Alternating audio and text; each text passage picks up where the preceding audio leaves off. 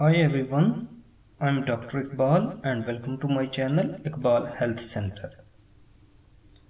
Friends, जैसा कि आप जानते हैं कि मैंने अपनी पिछली वीडियो में गले में टॉन्सिल्स की वजूहात और टॉन्सिल्स की सूरत में इस्तेमाल होने वाली होम्योपैथिक रेमेडीज़ के बारे में आपको तफसील से बताया था। फ्रेंड्स, मैं अपनी आज की इस वीडियो में पित्ते में पथरी होने की वजूहात, अलामात और पित्ते की पथरी की सूरत में इस्तेमाल होने वाली होम्योपैथिक रेमेडीज़ के बारे में आपको तफसील से बताऊंगा। सो फ्रेंड्स, वीडियो की डिटेल्स में जाने से पहले आपको एक बार फिर याद दहानी कराता चलूं कि अगर आपने मेरे चैनल को सब्सक्राइब नहीं किया तो आज ही सब्सक्राइब करें ताकि फ्यूचर अपडेट्स और अपलोड्स आपको टाइम से मिल पाएँ। और अगर आप पहले से सब्सक्राइबर हैं तो नोटिफिकेशन बेल पर क्लिक करें ताकि जैसे ही कोई वीडियो अपलोड हो आपको नोटिफिकेशन मिल पाए और आप उस वीडियो से मुस्तफीद हो सकें। फ्रेंड्स, पित्ते की पथरी की कई वजूहात हैं, जैसा कि ज़्यादा मोटापे के बायस भी पित्ते की पथरी हो जाती है, ज़्यादा कोलेस्ट्रॉल के बायस भी पित्ते की पथरी हो जाती है। तकरीबन 75% पित्ते की पथरियाँ कोलेस्ट्रॉल से मिलकर बनती हैं। इन पथरियों का रंग पीला होता है। तकरीबन 25% पथरियाँ सुफरा से मिलकर बनती हैं। इनका रंग काला होता है। ये बीमारी मर्दों की निस्बत ख़वातीन में ज़्यादा आम है। पेट का एक्सरे करवाने पर ये पथरियाँ दिखाई देती हैं, लेकिन कोलेस्ट्रॉल से बनी पथरियाँ एक्सरे में दिखाई नहीं देती। इसके अलावा शुगर की बीमारी भी पित्ते की पथरी का बायस हो सकती है। व्यूअर्स, अब मैं आपको चंद अलामात बताता हूँ जिससे आपको पित्ते की पथरी के मर्ज के बारे में काफ़ी हद तक आइडिया क्लियर हो सकता है। पित्ते की सोजश के बायस और पित्ते में पथरी के बायस जो दर्द होता है वो एक तरह का होता है। आप ये अंदाज़ा नहीं कर सकते कि ये दर्द पित्ते की सोजश के बायस है या पित्ते की पथरी के बायस है। बाज़-औक़ात पित्ते में पथरी का बायस पित्ते की सोजश हो जाया करती है, लेकिन कई मर्तबा ऐसा भी देखने में आया है कि कई साल गुजरने के बावजूद कोई तकलीफ सामने नहीं आती। अगर पित्ते की नाली में पथरी फंस जाए तो ये कैफियत शदीद तकलीफ का बायस बनती है। मरीज को पेट के ऊपर वाले हिस्से में शदीद दर्द होता है और उल्टियाँ होती हैं। जैसा कि आपको मालूम है, इस बीमारी में कई साल कोई अलामात पैदा नहीं होती, लेकिन अगर अलामात पैदा होने लगें तो अचानक ही शुरू हो जाती हैं और शदीद दर्द की सूरत बनती है। पित्ते की पथरी में मतली और कै होती है, बुखार हो जाता है, पेट फूल जाता है, पित्ते के मुकाम पर दबाव से दर्द बढ़ता है, हरकत से अलामात ज़्यादा हो जाती हैं। अगर पथरी कॉमन बाइल डक्ट में फंस जाए तो यरकान हो जाता है। कॉमन बाइल डक्ट एक ऐसी नाली है जो पित्ते से जिगर को मिलाती है। अगर आप मरीज का अल्ट्रासाउंड करवाएं तो आप देखेंगे कि पित्ते का साइज बड़ा हुआ है और इसमें पथरियां मौजूद हैं। अल्ट्रासाउंड से पित्ते की दीवारों की मोटाई और सोजिश का भी पता लग जाता है। इसके अलावा हाइट स्कैन से भी पित्ते की पथरी का अंदाज़ा लगाया जा सकता है। इस स्कैन में पित्ता नज़र नहीं आता या देर से नज़र आता है। इस तरह जब मरीज को पेट के ऊपरी हिस्सा में दाएं जानब सख्त दर्द हो, जहां दबाने से दर्द ज़्यादा हो जाए, तो ब्लड टेस्ट करवाने पर रिपोर्ट मिलेगी कि खून में वाइट सेल्स की तादाद ज़्यादा हो गई है और अल्ट्रासाउंड करवाने पर पथरी नज़र आएगी। अब सवाल ये है कि हाइट स्कैन क्यों कराया जाए? तो इसका जवाब ये है कि पित्ता की सोजश अल्ट्रासाउंड में क्लियर नहीं हो पाती। पित्ता की सोजश का पता लगाने के लिए हमें हाइट स्कैन करवाना पड़ता है।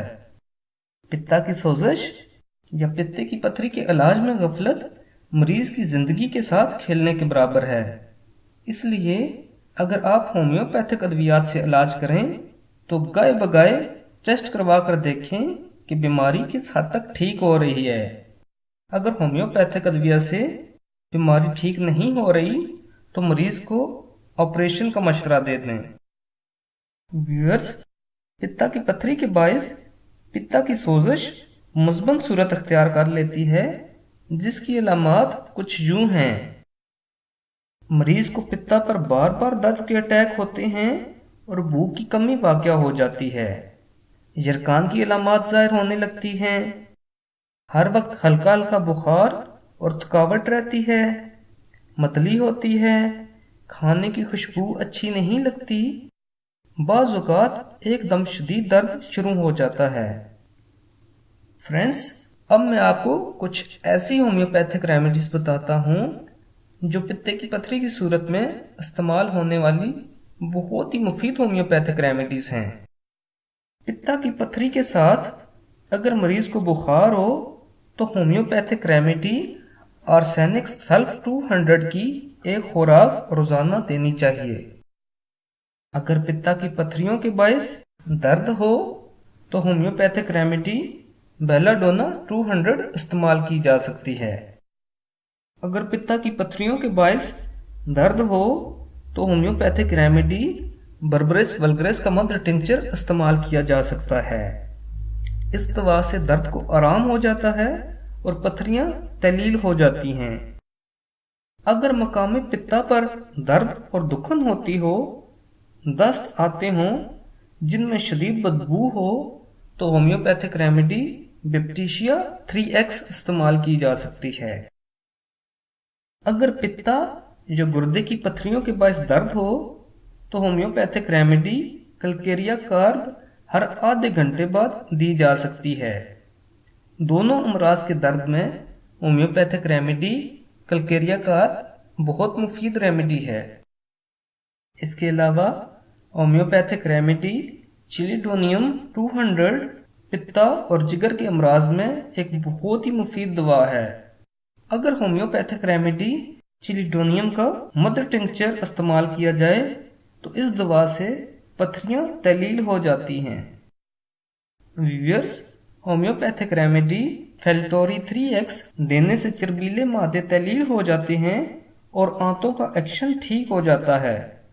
ये दवा सुफरा के गाढ़ेपन को दूर करके पित्ता की नाली की रुकावट दूर कर देती है और इस तरह पित्ता की पथरी निकाल देती है। अगर पित्ता की पथरी के बायस कब्ज़ और जरकान की शिकायत हो तो होम्योपैथिक रेमेडी हाइड्रोस्टस का मध्य टिंचर इस्तेमाल किया जाता है। इस दवा की अलामात में दर्द दाएं तरफ ज्यादा हुआ करता है। पित्ता की पथरी की सूरत में अगर मरीज को काले रंग के पखाने आए और जिगर की सोजश भी हो तो होम्योपैथिक रेमेडी मर्क सल्फ 30 इस्तेमाल की जा सकती है।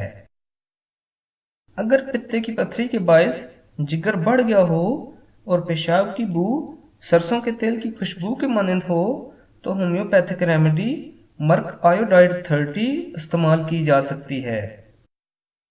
व्यूअर्स, होम्योपैथिक रेमेडी च्यूनन थस का मधु टिंचर पित्ता की पथरी को बाहर निकाल देती है।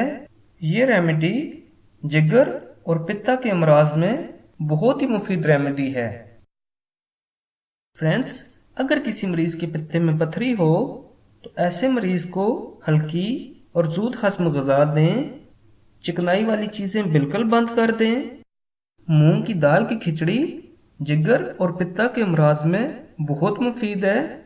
इसके अलावा गर्म पानी में लीमू का रस मिलाकर देने से बहुत फायदा होता है और हाजमे को तक़वियत मिलती है, क्योंकि पित्ता और जिगर की बीमारियों में हाजमा खराब और कमजोर हो जाता है।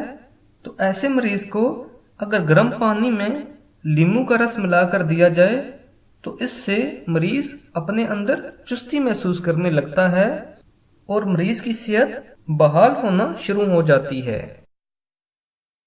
फ्रेंड्स, उम्मीद करता हूँ आपको मेरी आज की ये वीडियो पसंद आई होगी।